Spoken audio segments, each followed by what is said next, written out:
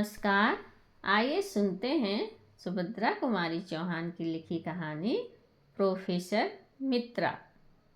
Professor मित्रा 40 की दहली के करीब पहुंच चुके थे, किंतु थे अभी तक अविवाहित। यह बात नहीं थी कि वे विवाह करना ही न चाहते थे, पर वे जैसी आदर्श पत्नी की खोज में थे वैसी उन्हें अभी तक कहीं न मिलती थी। प्रोफेसर मित्रा स्वभाव से ही उदार और सुशील थे। रंग सांवला, कद ऊंचा और चेहरा सुडौल था। वे बहुत कम बोलते थे, स्वभाव से कुछ चक्की थे, पर थे आदमी अच्छे। कभी घंटों मेज पर हाथ की कोनियाँ टिकाए, गालों पर हाथ रखे वे विचार मग्न बैठे रहते थे, और कभी बातचीत करते करते कुछ ख्याल आ जाता तो वे बिना कुछ बोले ही बातचीत समाप्त करने के लिए उठ खड़े हो जाते थे। परंतु लड़के उन्हें चाहते थे और उनका आदर भी करते थे। वे फिलॉसफी के प्रोफेसर थे। सेकेंड ईयर के एक लड़के कांति किरण को वे बहुत चाहते थे। कांति किरण एक निर्धन परिवार का लड़का था। उसकी फीस और पढ़ाई का कुल खर्च प्रोफेसर मित्रा अपने पास से देते थे। कांति किरण सच्चरित्र, सुशील, तीक्ष्ण बुद्धि और मेधावी था। यही कारण था कि आर्थिक सहायता करने के अतिरिक्त प्रोफेसर मित्रा उससे स्नेह भी करने लगे। प्रोफेसर मित्रा अविवाहित थे ही। शहर से जरा हटकर उनका एक बड़ा सा बंगला था, जिसमें रहने वाला उनके अतिरिक्त कोई न था।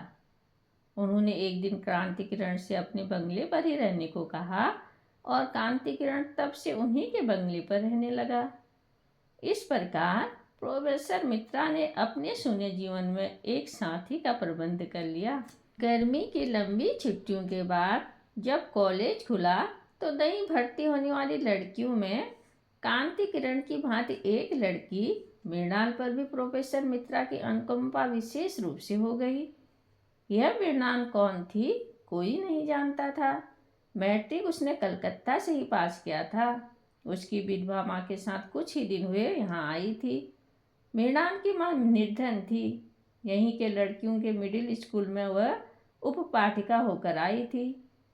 मृणाल की माँ और प्रोफेसर मित्रा से कब पहचान हुई यह कोई नहीं जानता, किंतु मृणाल के भी पढ़ने का सारा खर्च प्रोफेसर मित्रा ने अपने ऊपर ले लिया। यही नहीं कि प्रोफेसर मित्रा केवल कांति किरण और मृणाल को ही आर्थिक सहायता देते हों, वे और भी बहुत से गरीब लड़कों की सहायता करते थे। बैंक में उनका कोई हिसाब न था। हर महीने की तनख्वाह उनके आवश्यक खर्च को निकालकर इसी प्रकार निर्धन विद्यार्थियों की सहायता में उड़ जाती थी।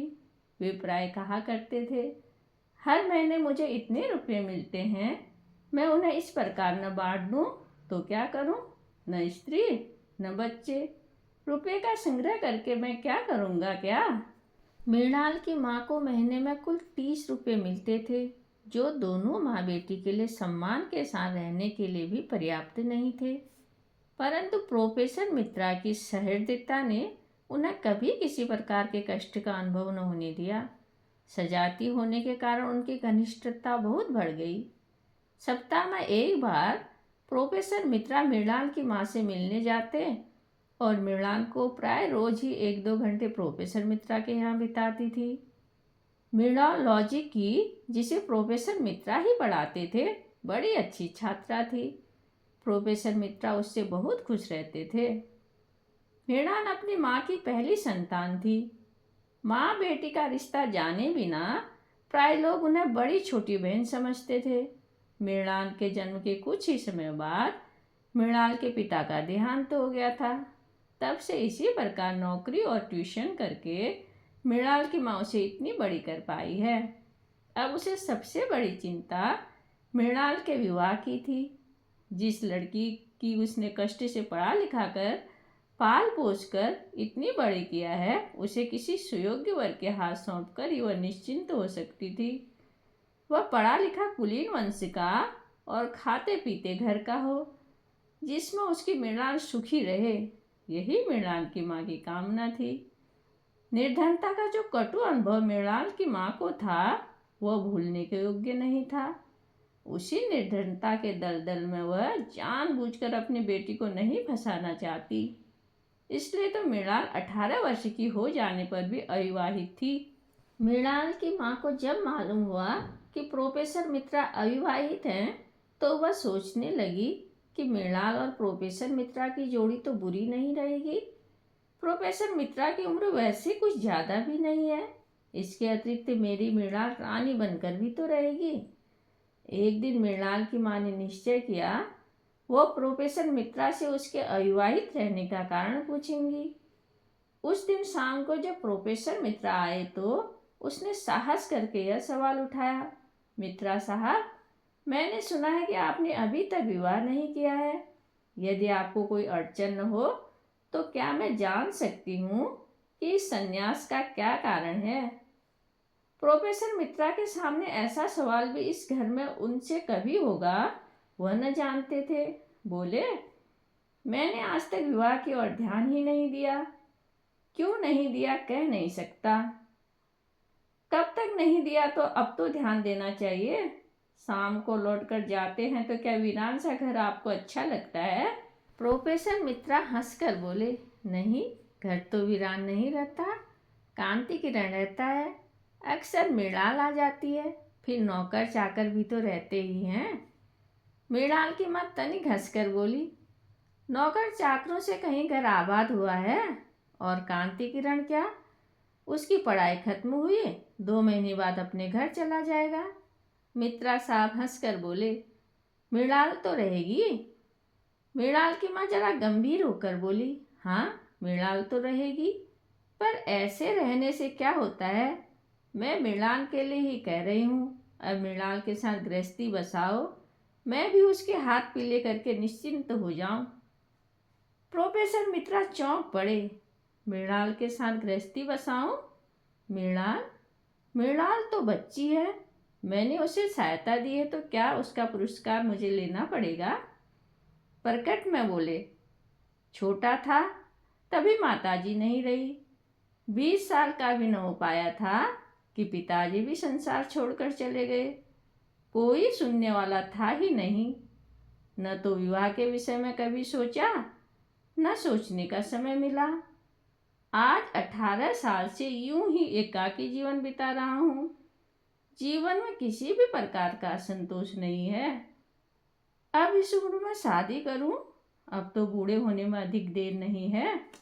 मृणाल की माँ बोली, यही तो शादी की उम्र है, बचपन में शादी किस काम की? और हाँ मित्रा साहब, तुमने मुझे माँ कहकर सम्मान दिया है, अब उस सम्मान की रक्षा भी तुम्ही को करनी पड़ेगी। मेरी मृणाल को तुम देखते आ रहे हो, बुरी लड़की नहीं है। चाल ढाल, बात व्यवहार, रूप रंग में किसी सुंदर से सुंदर लड़की के सामने खड़ा कर दो, कुछ ज़्यादा ही रहेगी, कम नहीं।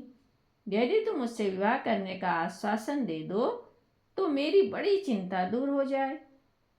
प्रोफेसर मित्रा गहरी चिंता में डूब गए। कल्पना की आंखों से बालिका मृणाल को गृहिणी मृणाल के रूप में उन्होंने अपने घर में घूमती हुई देखा।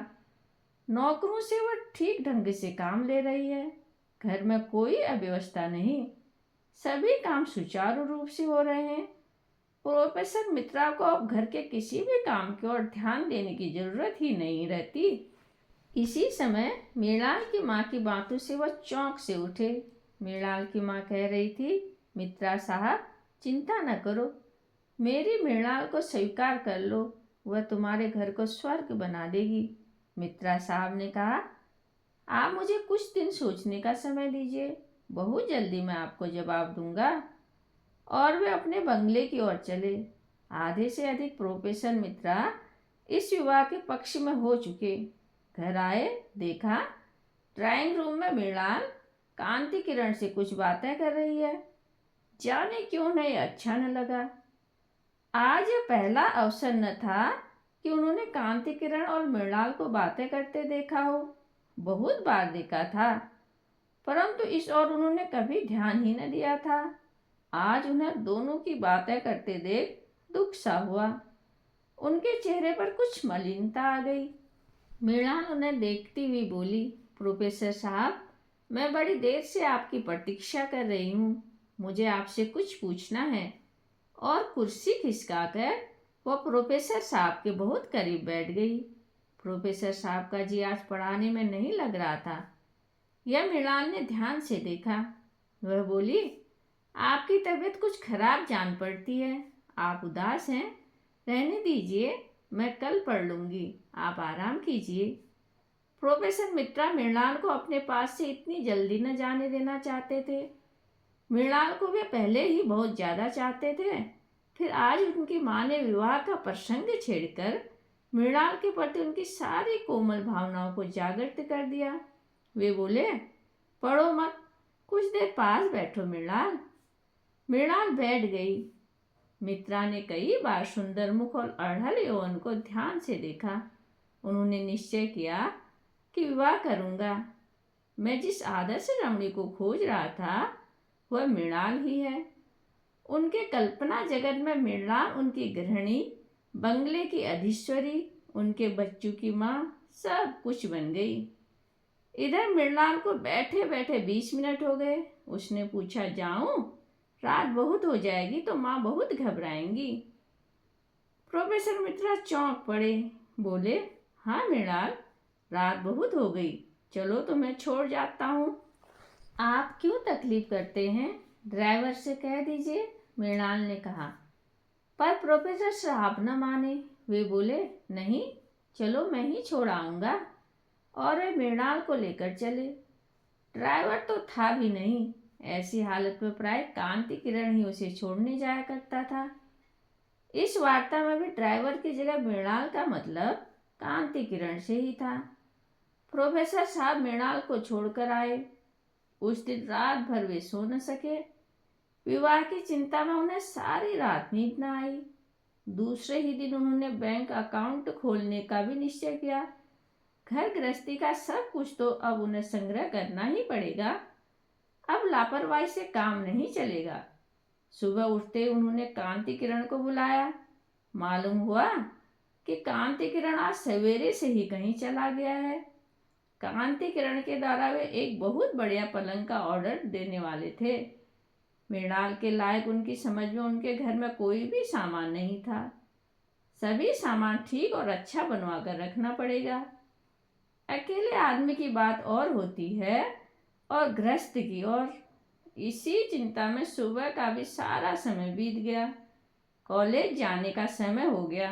उन्होंने भोजन किया, सोफर से कार निकलवाई। उन्होंने सोचा कि पहले मृणाल के घर जाकर उसकी माँ को विवाह के विषय में अपनी स्वीकृति की सूचना दे दे और फिर कॉलेज जाएं। विवाह करना ही है तो फिर देर करने से क्या फायदा। वे कार स्टार्ट कर ही रहे थे कि एक साइकिल सवार आ उपस्थित हुआ और उसने एक लिफाफा प्रोफेसर को दिया। पत्र में लिखा था, माननीय प्रोफेसर साहब, हम दोनों यानी मैं और मृणाल अंतरजातीय विवाह के नियमों के अनुसार आज विवाह सूत्र में बंधने जा रहे हैं। विवाह की रजिस्ट्री के लिए हमें आज कचहरी जाना पड़ेगा। अतएव आज हम दोनों कॉलेज ना आ सकेंगे। क्षमा कीजिएगा। हम हैं आपके आशीर्वाद के अभिलाषी, कांति किरण, मृणाल। पत्र पढ़कर एक फीकी हंसी के साथ प्रोफेसर मित्रा ने अपनी कार कॉलेज की ओर बढ़ा दी। धन्यवाद।